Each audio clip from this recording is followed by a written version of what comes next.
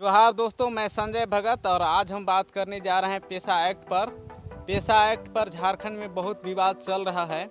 विभिन्न संगठनों द्वारा पेशा एक्ट को लेकर पंचायत का आयोजन किया जा रहा है। उसमें बहुत तरह की बातें सुनने के लिए आ रहा है, लेकिन संक्षिप्त रूप में आज जानने का प्रयास करेंगे दोस्तों कि पेशा एक्ट का जो ड्राफ्ट बना है झारखंड में, वो किस तरह से उसमें नियम कानून का उल्लेख किया गया है। झारखंड में पेशा एक्ट के लेकर बहुत सा विवाद चल रहा है दोस्तों। विवाद का सबसे बड़ा जड़ है कि झारखंड में जो पेशा एक्ट कानून लागू किया जाना है, उसमें एक ड्राफ्ट बनाया गया है।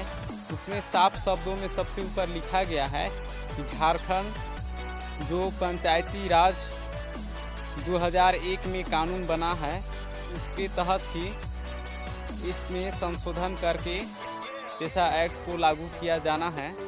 एक्ट 1996 है, जिसमें जो कानून बनाया गया है उसमें मूल प्रावधानों को बदलाव करके इसमें जो झारखंड में पंचायती राज अधिनियम 2001 जो बना है उसको सबसे ऊपर पर लिखा गया है।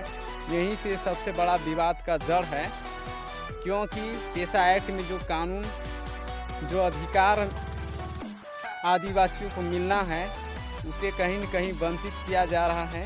1996 में पेशा एक्ट कानून बना है। इसमें भारत के कई राज्यों पर पेशा एक्ट कानून लागू है, लेकिन उसमें जो मूल प्रावधान है उसमें कई तरह के बदलाव किया गया है। और जो पेशा एक्ट के कई जो अधिकार है, यानी जिसमें मूल भावना को बदलकर या कई प्रावधान को लागू ही नहीं किया गया है। इसी तरह से छत्तीसगढ़, मध्य प्रदेश, गुजरात आदि कई राज्यों में पेशा एक्ट लागू है, लेकिन जो 1996 में पेशा एक्ट कानून बना है वह कानून पूरी तरह से लागू नहीं है। और झारखंड में आदिवासियों का यही कहना है कि जो 1996 में पेशा एक्ट कानून बना है, उसी कानून के तहत पूर्ण रूप पेशा एक्ट कानून लागू किया जाए, न कि पंचायती राज व्यवस्था जो 2001 पर बना है उसके आधार पर यहाँ पर पेशा एक्ट लागू किया जाए। इसीलिए कई सामाजिक संगठनों द्वारा विरोध किया जा रहा है। यह पेशा एक्ट कानून बनने के पीछे आदिवासियों का बहुत बड़ा संघर्ष है, बहुत बड़ा आंदोलन हुआ। कई लोग इसमें जेल गए, कई लोगों को आंदोलन के दौरान मृत्यु भी हो गया। इसके तहत भारत सरकार ने एक कमेटी का गठन किया था, जिसे दिलीप सिंह भूरिया इस कमेटी का अध्यक्ष थे।